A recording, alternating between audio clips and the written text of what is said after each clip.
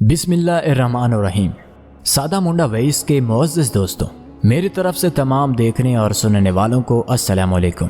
پیارے خواتین و حضرات، ایک دفعہ حضرت موسیٰ علیہ السلام کو اللہ تعالیٰ نے حکم دیا کہ سمندر کی طرف جاؤ، وہاں 3 کشتیاں ڈوبنے والی ہیں۔ حضرت موسیٰ علیہ السلام فوری حکم الہی کی تعمیل کرتے ہوئے سمندر کی جانب چل دیے۔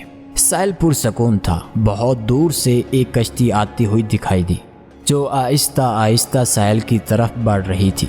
ابھی وہ کنارے سے کچھ ہی فاصلے پر تھی کہ حضرت موسیٰ علیہ السلام نے آواز دی کہ اے کشتی والو، اللہ کا حکم آنے والا ہے، ہوشیار رہنا۔ انہوں نے جواب دیا کہ آپ جانتے ہیں کہ اللہ کے حکم کو کوئی نہیں ٹال سکتا، ہم تو اس کے بندے ہیں جو حکم الہی کے پابند ہیں۔ کشتی والے ابھی یہ بات کہہ ہی رہے تھے کہ اچانک ایک موج اٹھی اور کشتی ڈولنے لگی۔ سوار اپنے آپ کو بچانے کی کوشش کرنے لگے۔ اتنے میں ایک اور زبردست موج آئی اور کشتی کو اپنے ساتھ بہا کر سمندر کی تہہ میں لے گئی۔ تھوڑی دیر میں ایک اور کشتی نظر آئی تو حضرت موسیٰ علیہ السلام نے انہیں بھی خبردار کیا اور کہا کہ ذرا محتاط ہو کر آنا۔ انہوں نے بھی پہلے والوں کی طرح جواب دیا کہ جو کچھ ہونا ہے ہو کر رہے گا، اور کشتی کو کنارے کی طرف لاتے رہے، یہاں تک کہ ساحل کے قریب آتے آتے یہ کشتی بھی ڈوب گئی۔ حضرت موسیٰ علیہ السلام اللہ کی حکمت کے بارے میں سوچوں میں محو تھے کہ انہیں ایک تیسری کشتی آتی دکھائی دی۔ آپ نے حسب سابق اس کشتی والوں کو بھی نصیحت کی کہ دیکھو، اللہ کا حکم آنے والا ہے، اپنے گناہوں کی معافی مانگتے ہوئے ذرا محتاط ہو کر آؤ۔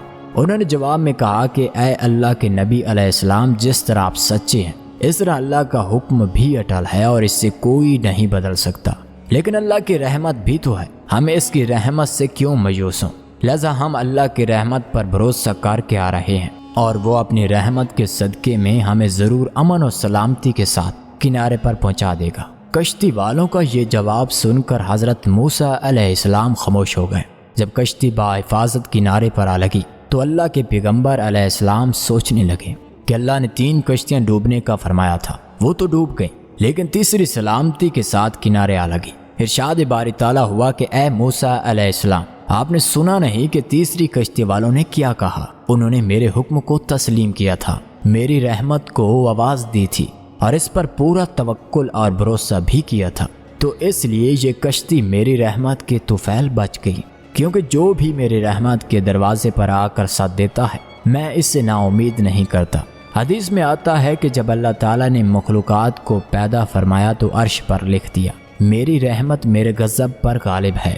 تو پیارے خواتین و حضرات، امید کرتا ہوں کہ آج کی یہ ویڈیو آپ کو پسند آئی ہوگی، اور ثواب کی نیت سے اپنے دوستوں اور رشتہ داروں کے ساتھ اس ویڈیو کو ضرور شیئر کرنا۔